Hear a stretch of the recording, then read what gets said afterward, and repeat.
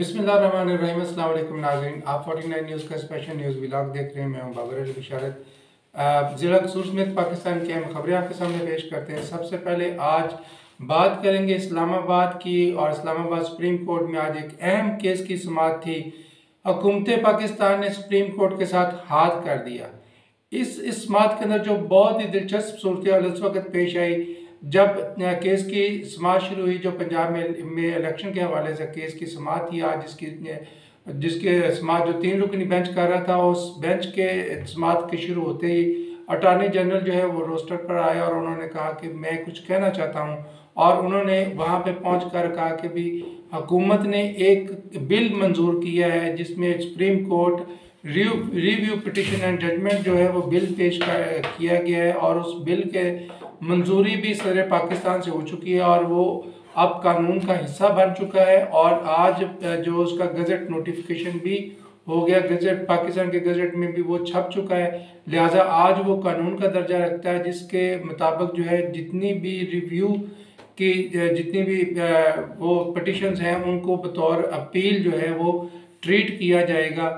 लिहाजा आप केस की समात रोक दें, और क्योंकि ये जो इलेक्शन कमीशन ने इसके अंदर रिव्यू पिटिशन दायर की हुई थी, इस रिव्यू को अपील के तौर पर जो है वो ट्रीट किया जाना है। लिहाजा इसके नए कानून के मुताबिक ये जो बेंच है ये इस केस की समात नहीं कर सकता, बल्कि इससे जो लार्जर बेंच जो है वो बनाया जाएगा जो इस केस की मजीद समात करेगा। और इस दिलचस्प सूरत हाल के ऊपर जो है वो जब अटॉर्नी जनरल ने ये सारी नए कानून के बारे में सुप्रीम कोर्ट को आगाह किया, तो सुप्रीम कोर्ट ने इसके ऊपर उन्होंने बात करते हुए चीफ जस्टिस ने कहा कि ठीक है, अगर नया कानून पास हो चुका है तो हम इस केस की समात जो है वो 31 मई तक जो है वो मौखर कर देते हैं, और फिर 31 मई को जो है दोबारा इस केस को सुनेंगे और उसके ऊपर जो है वो उसको फैसला करेंगे।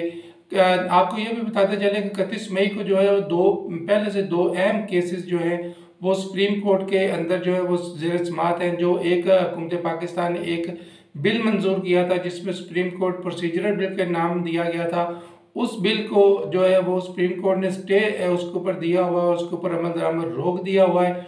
उस केस की भी जो है समात 31 मई को होना है, जिसके लिए जो है वो ऑर्डर जारी कर दिए गए हैं। और उसके साथ साथ जो है वो मुल्क के अंदर जो ऑडियो और वीडियो लीक्स का मामला था, इसके अंदर भी जो पिटिशंस जो है सुप्रीम कोर्ट के अंदर दायर थी उनको भी 31 मई को ही सुना जाना है।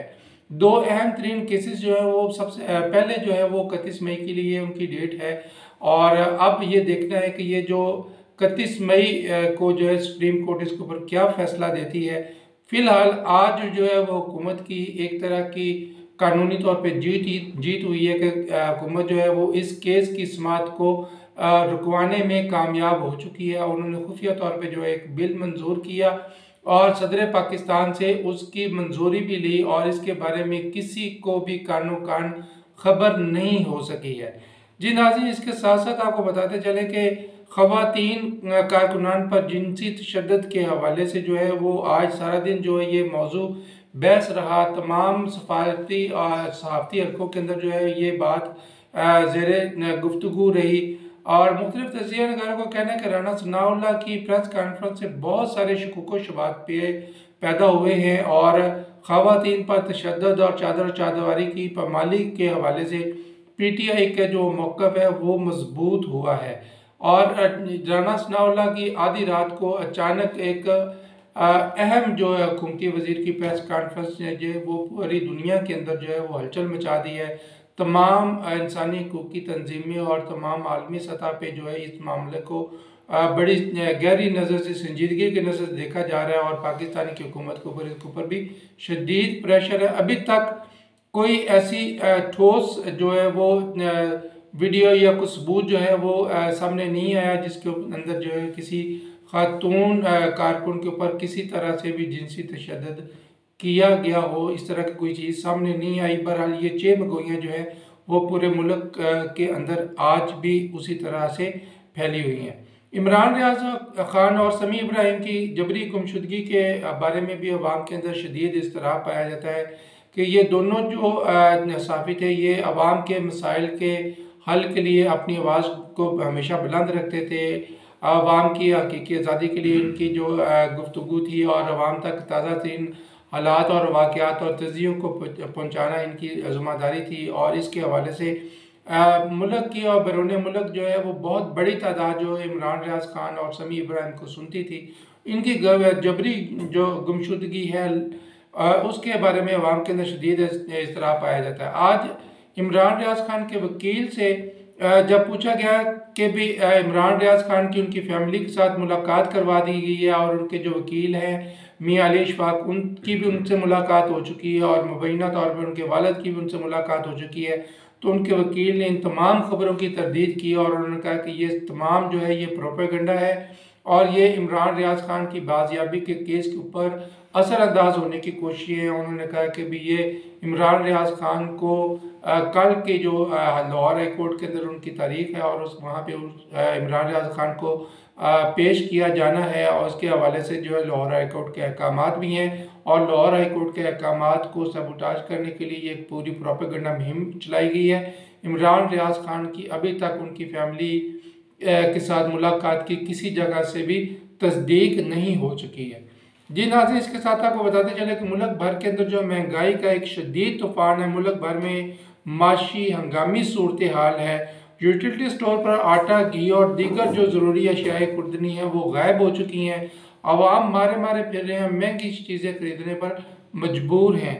और इसके साथ साथ आपको बताते चले कि जहाँ पे महंगाई बढ़ती जा रही है, डॉलर का रेट जो है ओपन मार्केट के अंदर जो है वो 310 रुपये फी डॉलर के हिसाब से पहुंच चुका है।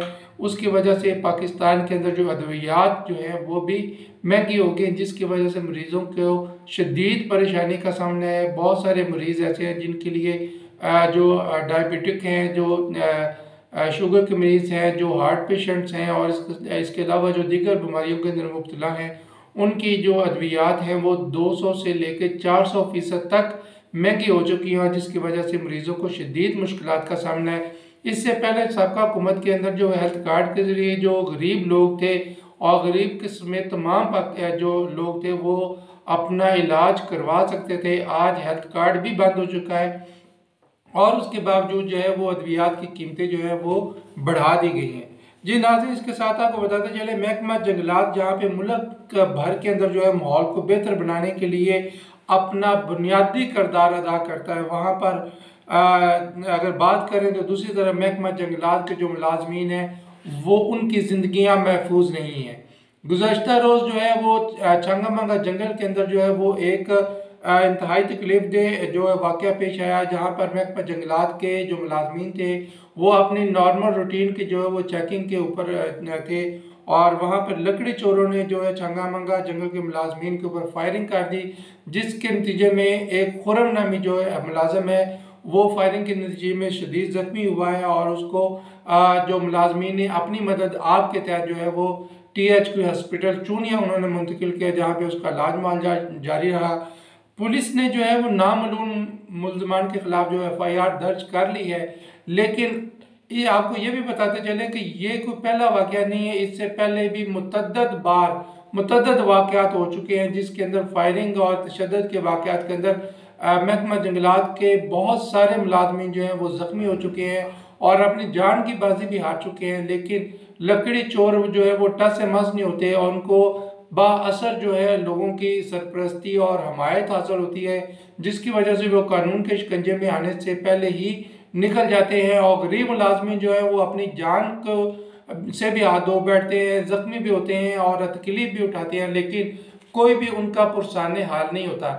महकमा जो है वो वाजबी तौर पर जो है वो उन मुलाजमीन की पुष्टपनाही करता है, लेकिन वो दूर तक जाके उन जो मुल्ज़मान होते हैं जिन्होंने उन जो मुलाजमीन के ऊपर हमला किया होता है, जो उनकी जान के दर पे होते हैं, उनके खिलाफ महकमा भी अपने मुलाजमीन का भरपूर साथ देता हुआ दिखाई नहीं देता, जिसकी वजह से मुलाजमीन के अंदर मायूसी फैलने के जो इम्कानात ज़्यादा हैं।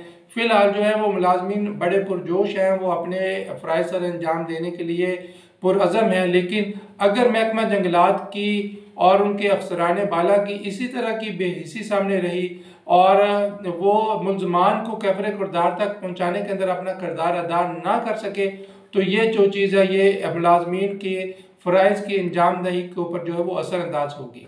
जी नाज़रीन, ये था हमारा आज का न्यूज़ व्लॉग। उम्मीद है आपको पसंद आया होगा। अपनी राय का इज़हार कमेंट में ज़रूर कीजिए। अगले न्यूज़ व्लॉग तक इजाज़त दीजिए। अल्लाह हाफ़िज़।